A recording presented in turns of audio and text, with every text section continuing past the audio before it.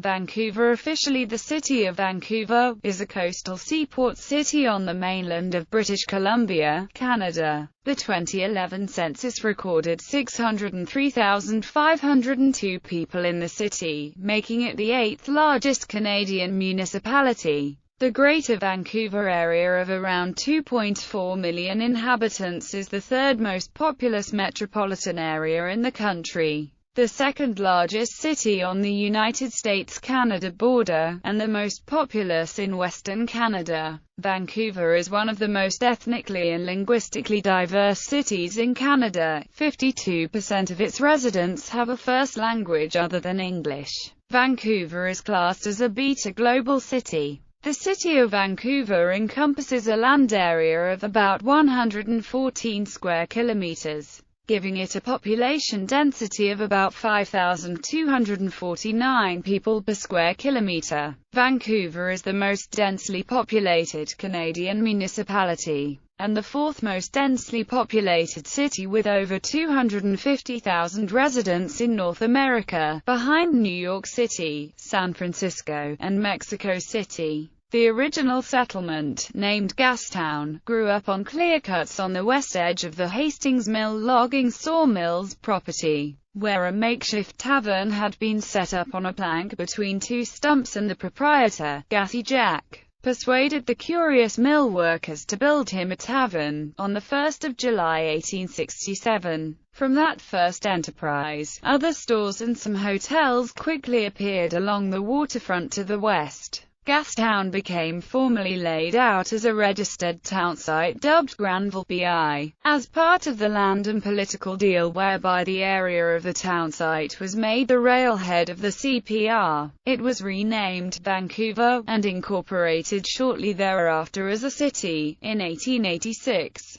By 1887, the Transcontinental Railway was extended to the city to take advantage of its large natural seaport, which soon became a vital link in a trade route between the Orient, Eastern Canada, and Europe. As of 2009, Port Metro Vancouver is the busiest and largest port in Canada, and the most diversified port in North America. While forestry remains its largest industry, Vancouver is well known as an urban center surrounded by nature, making tourism its second largest industry. Major film production studios in Vancouver and Burnaby have turned Greater Vancouver and nearby areas into one of the largest film production centers in North America, earning it the film industry nickname, Hollywood North. Vancouver is consistently named as one of the top 5 worldwide cities for livability and quality of life, and The Economist Intelligence Unit acknowledged it as the first city to rank among the top 10 of the world's most livable cities for 5 consecutive years. Vancouver has hosted many international conferences and events, including the 1954 British Empire and Commonwealth Games, UN Habitat I, Expo 86, the World Police and Fire Games in 1989 and 2009, and the 2010 Winter Olympics and 2010 Winter Paralympics, which were held in Vancouver and Whistler, a resort community 125 kilometers north of the city. In 2014, following 30 years in California, the annual TED Conference made Vancouver its indefinite home. Several matches of the 2015 FIFA Women's World Cup were played in Vancouver, including the final at BC Place Stadium. History. Indigenous people. Archaeological records indicate the presence of Aboriginal people in the Vancouver area from 8,000 to 10,000 years ago. The city is located in the traditional territories of the Squamish, Musqueam, and Tsleil-Waututh peoples of the Coast Salish group. They had villages in various parts of present-day Vancouver, such as Stanley Park, False Creek, Kitsilano, Point Grey, and near the mouth of the Fraser River. Exploration and contact. Europeans became acquainted with the area of the future Vancouver when José María Narváez of Spain explored the coast of present-day Point Grey and parts of Burrard Inlet in 1791, although one author contends that Francis Drake may have visited the area in 1579. The city takes its name from George Vancouver, who explored the inner harbour of Burrard Inlet in 1792 and gave various places British names. The explorer and Northwest Company trader Simon Fraser and his crew became the first known Europeans to set foot on the site of the present-day city. In 1808, they travelled from the east down the Fraser River, perhaps as far as Point Grey. Early growth of Fraser Gold Rush of 1858 brought over 25,000 men, mainly from California, to nearby New Westminster on the Fraser River, on their way to the Fraser Canyon, bypassing what would become Vancouver. Vancouver is among British Columbia's youngest cities. The first European settlement in what is now Vancouver was not until 1862 at McCleary's farm on the Fraser River, just east of the ancient village of Musqueam in what is now Marpole. A sawmill established at Moodyville in 1863 began the city's long relationship with logging. It was quickly followed by mills owned by Captain Edward Stamp on the south shore of the inlet. Stamp, who had begun logging in the Port Alberni area, first attempted to run a mill at Brockton Point, but difficult currents and reefs forced the relocation of the operation in 1867 to a point near the foot of Dunleavy Street. This mill, known as the Hastings Mill, became the nucleus around which Vancouver formed. The mill's central role in the city waned after the arrival of the Canadian Pacific Railway in the 1880s. It nevertheless remained important to the local economy until it closed in the 1920s. The settlement, which came to be called Gastown, grew up quickly around the original makeshift tavern established by Gussie Jack Dayton in 1867 on the edge of the Hastings Mill property. In 1870, the colonial government surveyed the settlement and laid out a town site, renamed Granville, in honor of the then British Secretary of State for the Colonies, Lord Granville. This site, with its natural harbour, was selected in 1884 as the terminus for the Canadian Pacific Railway, to the disappointment of Port Moody, New Westminster and Victoria, all of which had vied to be the railhead. A railway was among the inducements for British Columbia to join the Confederation in 1871. But the Pacific scandal and arguments over the use of Chinese labor delayed construction until the 1880s. Incorporation. The city of Vancouver was incorporated on 6 April 1886, the same year that the first transcontinental train arrived. CPR President William Van Horn arrived in Port Moody to establish the CPR terminus recommended by Henri John Camby, and gave the city its name in honor of George Vancouver. The Great Vancouver Fire on 13 June 1886 razed the entire city. The Vancouver Fire Department was established that year and the city quickly rebuilt. Vancouver's population grew from a settlement of 1,000 people in 1881 to over 20,000 by the turn of the century and 100,000 by 1911. Vancouver merchants outfitted prospectors bound for the Klondike Gold Rush in 1898. One of those merchants, Charles Woodward, had opened the first Woodward store at Abbott and Cordova Streets in 1892 and,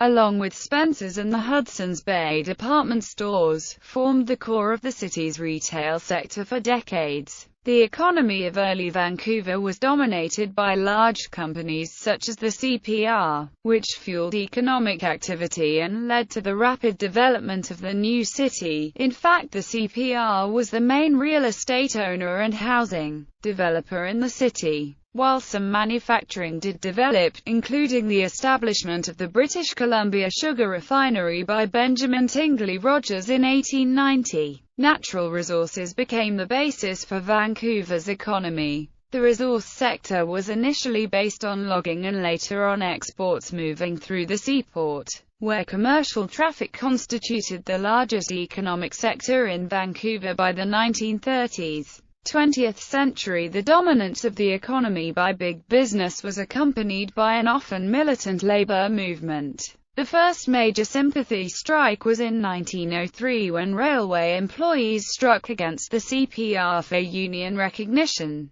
Labour leader Frank Rogers was killed by CPR police while picketing at the docks, becoming the movement's first martyr in British Columbia. The rise of industrial tensions throughout the province led to Canada's first general strike in 1918, at the Cumberland coal mines on Vancouver Island, following a lull in the 1920s. The strike wave peaked in 1935 when unemployed men flooded the city to protest conditions in the relief camps run by the military in remote areas throughout the province. After 2 tense months of daily and disruptive protesting, the relief camps strikers decided to take their grievances to the federal government and embarked on the Ottawa trek, but their protest was put down by force. The workers were arrested near Mission and interned in work camps for the duration of the Depression. Other social movements, such as the first-wave feminist, moral reform, and temperance movements were also instrumental in Vancouver's development. Mary Ellen Smith, a Vancouver suffragist and prohibitionist, became the first woman elected to a provincial legislature in Canada in 1918. Alcohol prohibition began in the First World War and lasted until 1921, when the provincial government established control over alcohol sales, a practice still in place today. Canada's first drug law came about following an inquiry conducted by the Federal Minister of Labour and future Prime Minister, William Lyon Mackenzie King. King was sent to investigate damages claims resulting from a riot when the Asiatic Exclusion League led a rampage through Chinatown and Japantown. 2 of the claimants were opium manufacturers, and after further investigation, King found that white women were reportedly frequenting opium dens as well as Chinese men. A federal law banning the manufacture, sale, and importation of opium for non-medicinal purposes was soon passed based on these revelations.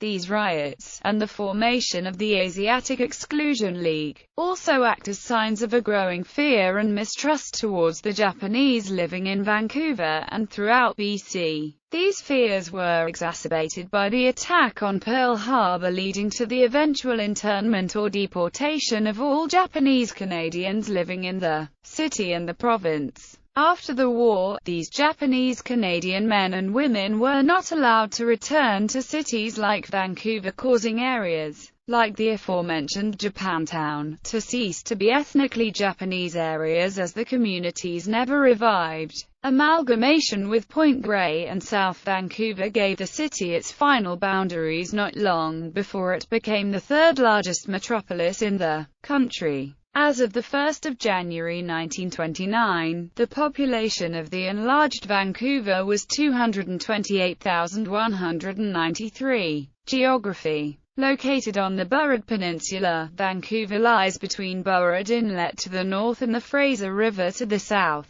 The Strait of Georgia, to the west, is shielded from the Pacific Ocean by Vancouver Island. The city has an area of 114 square kilometers, including both flat and hilly ground, and is in the Pacific Time Zone and the Pacific Maritime Ecozone. Until the city's naming in 1885, Vancouver referred to Vancouver Island, and it remains a common misconception that the city is located on the island. The island and the city are both named after Royal Navy Captain George Vancouver. Vancouver has one of the largest urban parks in North America, Stanley Park, which covers 404.9 hectares. The North Shore Mountains dominate the cityscape, and on a clear day, scenic vistas include the snow-capped volcano Mount Baker in the state of Washington to the southeast, Vancouver Island across the Strait of Georgia to the west and southwest, and Bowen Island to the northwest. Ecology. The vegetation in the Vancouver area was originally temperate rainforest, consisting of conifers with scattered pockets of maple and alder, and large areas of swampland. The conifers were a typical coastal British Columbia mix of Douglas fir, a western red cedar and western hemlock. The area is thought to have had the largest trees of these species on the British Columbia coast. Only in Elliott Bay, Seattle did the size of trees rival those of Burrard Inlet and English Bay. The largest trees in Vancouver's old-growth forest were in the Gastown area, where the first logging occurred, and on the southern slopes of Falls Creek and English Bay, especially around Jericho Beach. The forest in Stanley Park was logged between the 1860s and 1880s, and evidence of old-fashioned logging techniques such as springboard notches can still be seen there. Many plants and trees growing throughout Vancouver and the lower mainland were imported from other parts of the continent and from points across the Pacific. Examples include the monkey puzzle tree, the Japanese maple, and various flowering exotics, such as magnolias, azaleas, and rhododendrons. Some species imported from harsher climates in eastern Canada or Europe have grown to immense sizes.